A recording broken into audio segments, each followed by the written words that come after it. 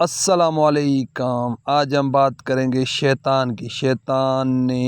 1,24,000 پیغمبروں کے آگے سجدہ نہیں کیا تھا، مگر اس کی کیا وجہ تھی کہ اس نے 1,24,000 پیغمبروں کے آگے سجدہ نہیں کیا اور اپنا سر نہیں جھکایا اور خدا تعالیٰ کی دربار سے باہر نکل کر آیا۔ پھر ایک دن کربلا کا میدان جب سج گیا تو مولا حسین علیہ السلام کا سجدہ دیکھ کر وہی شیطان خدا کے طرف منہ کر کے کہنے لگا کہ اے میرے پروردگار، اگر مجھے یہ پتہ ہوتا کہ تیری خدائی میں ایسے بندے بھی ہوتے ہیں تو میں سجدے سے کبھی انکاری نہیں ہوتا اور میں ہر وقت آپ کے سجدے میں ہی رہتا، اپنا سر سجدے سے اٹھاتا ہی نہیں۔ اسی شیطان نے جب مولا حسین علیہ السلام کا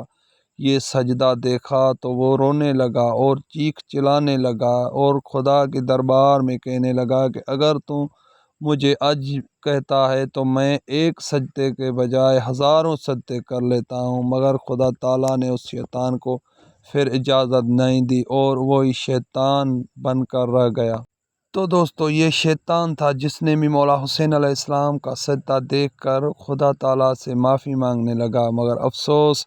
کہ مسلمانوں نے مولا حسین علیہ السلام کے آخری سجدے کو نہیں پہچانا اور مولا حسین علیہ السلام کو 3 دن پیاسا قتل کر دیا۔ کربلا کے میدان میں مولا حسین علیہ السلام کے جانسار مار دیے گئے اور مولا حسین علیہ السلام کو بھی قتل کر دیا گیا اور شہید کر دیا گیا۔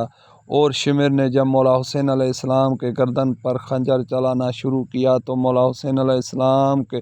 سر سے خون نہیں نکل رہا تھا، تو شمر نے مولا حسین علیہ السلام سے پوچھا کہ تیرے سر سے خون کیوں نہیں نکل رہا؟ تو مولا حسین علیہ السلام نے کہا کہ اے ملعون، تجھے